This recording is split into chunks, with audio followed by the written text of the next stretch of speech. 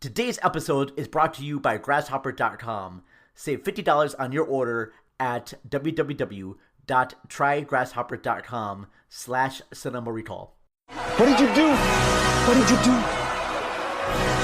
I felt it. What? Perfect.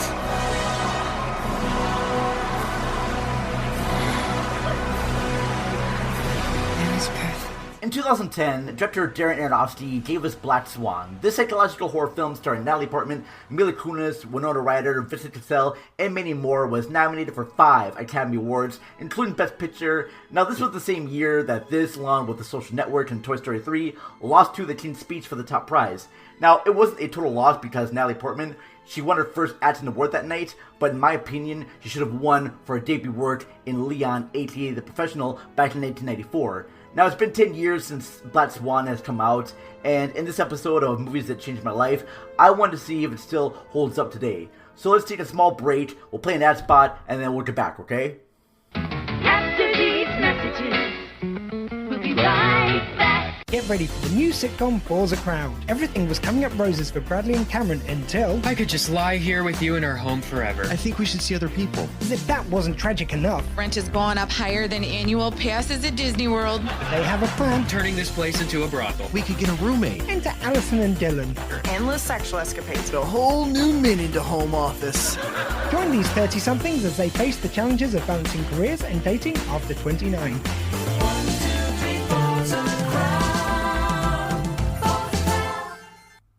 Hi, I'm Dietrich. I'm Alex. And I'm Ben. We're from the podcast That Song From That Movie, the journey through the very best and worst of movie songs. We want you to join us on our voyage across the cinematic sound waves as we take a deep dive on a new song and movie each week to figure out just what makes them tick. Already we've set sail with Celine Dion on the Titanic, found a friend in Toy Story, and gotten drenched out in the rain with Butch Cassidy and the Sundance Kid. Hopefully each breakdown allows us to answer the ultimate question of what's better, the movie or the song. Or at least learn something new along the way. Just like learning that Toy Story 4 is a meaningless cash grab without a soul. You can subscribe right now on all good podcast platforms. If you use one of the bad ones, then that's on you, and we can't be held responsible. Subscribe to That Song From That Movie. And now some quick words about our sponsor, Grasshopper. Owning a small business is not easy. Trying to remember the names and numbers of employees and clients can be very stressful. Grasshopper's unique phone system makes it much more easier for you to just focus on your company. Grasshopper works just like a traditional phone system, but it requires no hardware to purchase or software to install. Callers can reach you via your cell, your office, or your home. So save $50 today at trygrasshopper.com/cinema recall. 4 stars, an instant classic. My daughter, the Swan Queen. Black Swan is outlandishly entertaining. Just want to be perfect. I want to see passion. Attack it. Natalie Portman delivers a dazzling tour de force that makes her an instant leading contender in every Best Actress race. What happened to my sweet girl? She's gone. Director Darren Aronofsky soars to new heights with Black Swan. It's a masterpiece. Black Swan, rated R. In select theaters December 10th. Now, I first saw Black Swan in theaters, and it was one of those movies that affected me so much that I had to go back and watch it a second time. The first thing that struck me about this was its storytelling techniques. Nina, the main character, is in every scene in the story film, and that's kind of rare. In most stories, we first set up our main conflict, introduce our hero, who may or may not win over said conflict, and then later are introduced to the villain who will try to stop main character from defeating said conflict. Perfect example is Jaws. The shark is the conflict, Brody is the hero, and the mayor is the villain. I had the craziest dream last night about a girl who was turned into a swan. But her prince falls for the wrong girl and she kills herself. In Black Swan, however, Nina is both the protagonist and the antagonist, and she has a double duty of not only being the main protagonist, but also the audience avatar as well. We are going through this journey with her, and Nina has it rough because not only is she the enemy herself, but she has other enemies. Her mother, played by Barbara Hershey, keeps her trapped in this childlike persona. Her dance instructor, played by Vincent Cassel, is a sexual predator. Her only friend, Lily, played wonderfully by Mila Kunis, she's the main rival for the lead role in Swan Lake that Nina is competing for. And of course, Nina herself, who was so hard-driven to be the best dancer ever that she loses any sense of who she is as a person and faces demons that are inside her, okay? He promised to feature me more this season. Well, he should. You've been there long enough. And you're the most dedicated dancer in the company. Our new Swan Queen, the exquisite Nina Sayers. So there's not one wasted moment in this nearly 2-hour feature. Andy Weisblum, who also cut Aronofsky's previous movie The Wrestler, gives you just enough information that makes you understand the story the first time around, but gives you enough visual style and clues that make you want to go back and pick them out later on. There's a great shot where you see just a quick glance of a painting whose eyes move. It's a blink and you'll miss a moment, but it great represents the growing paranoia our main character is facing. Did I just see that, or did I imagine I see that? I'm not quite sure. Now, I've never been one that's been huge on ballet, alright? But, my god, the dance sequences in this are phenomenal. Director of photography, Matthew Libatek, Aronofsky's longtime collaborator with, like, this and Requiem for a Dream, and also the DP of one of the greatest movies of all time, Josie and the Pussycats. He just made this whole movie shine. But real credits go out to camera operators Stephen Castino and Joseph Sisto, who were holding the camera grids during those intricate dance numbers that put you in the center of the action. And if you see the movie, you'll know what I'm talking about. There's some great shots where you actually are with the dancers, and you're seeing things through Nina's eyes that's just amazing. There's another great scene where the camera is like spinning and stopping, and we are so much put into that mind space of Nina and her disorientation that is just brilliant. I'm Lily. You're gonna be amazing. Watch the way she moves. Sensual. She's not faking it. Seduces! Attack it! Attack it! Come on! So although Natalie Portman won for Best Actress, every person in this movie put on stellar performances. Winona Ryder was so different in this than she's been in any other movie I've seen her in. Vincent Cassel was both charming and incredibly creepy. Even small roles like the performance of Nina's classmate rivals Veronica was great because of this actress, Cassina Solo. She did an amazing job with that movie as well.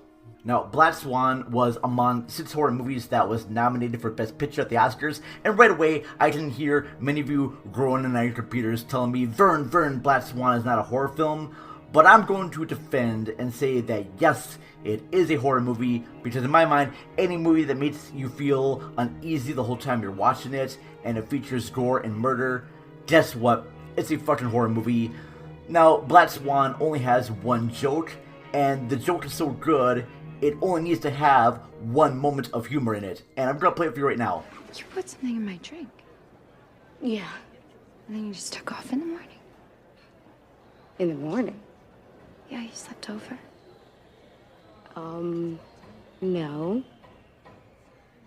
Unless your name is Tom and you got a dick. Oui. We what, Nina?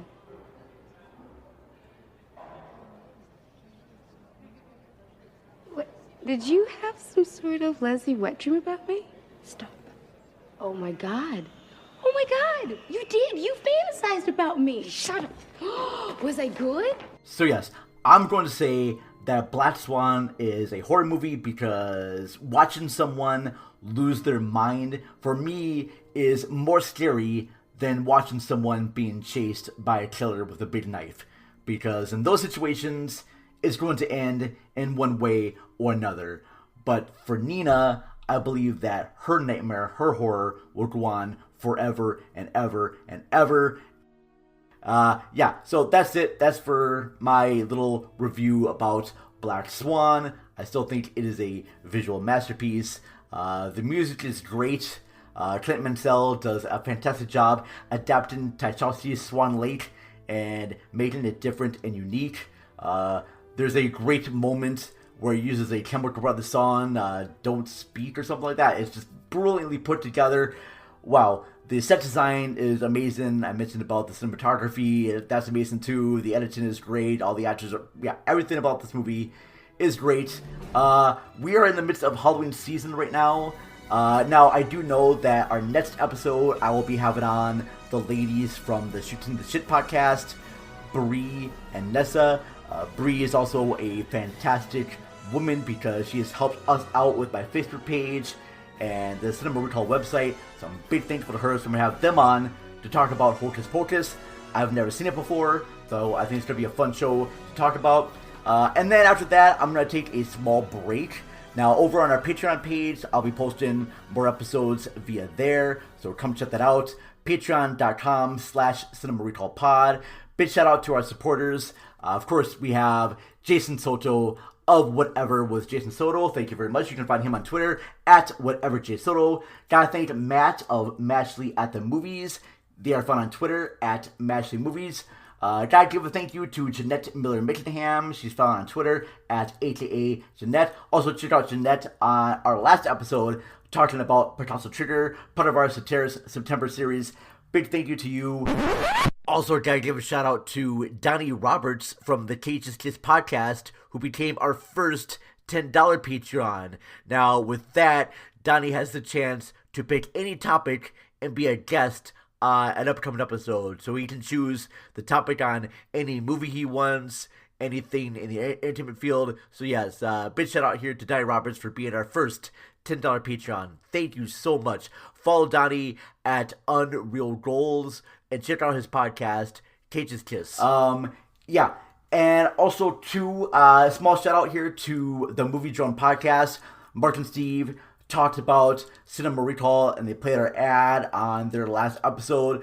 The Devil Knows You're Around, or something about the devil. There's a new movie on Netflix that's about the devil, and it has Spider-Man in it, Tom Holland Spider-Man. Yeah, you played our ad, and you even talked about me playing the drums for Mount Weasels and Scale of None for that video, so I greatly appreciate that. If you may have just watched just a few seconds and decided to click off on it, but I thank you so much for the feedback or the shout out anyways. If you want to see that video of me playing drums, then go to cinemarecall.net, alright? That's all I really know. But go check that out as well. Big thank you to Mark and Steve, a Movie Drone podcast. If you ever want to check out more episodes, please check out our website, cinemarecall.net. We're also available on Stitcher, Spotify, Google Podcasts. We just made it to Amazon Podcast, so if you have like an Amazon Music little thing here on your phone, look us up there because we are on Amazon Music, Prime and whatnot. You can actually just say our name. I think that works there. I'm not sure. Follow us on Twitter at cinema_recall on Twitter, Facebook, and Instagram. Just type in Cinema Recall or Cinema Recall Podcast. Man, a lot of stuff here. But anyways, folks, I'm the Vern. Love you all. Hope you have a great week, all right? And happy Halloween. Bye. She's after me. Nobody's after you. Please believe me. Sweet girl. What happened to my sweet girl? She's gone.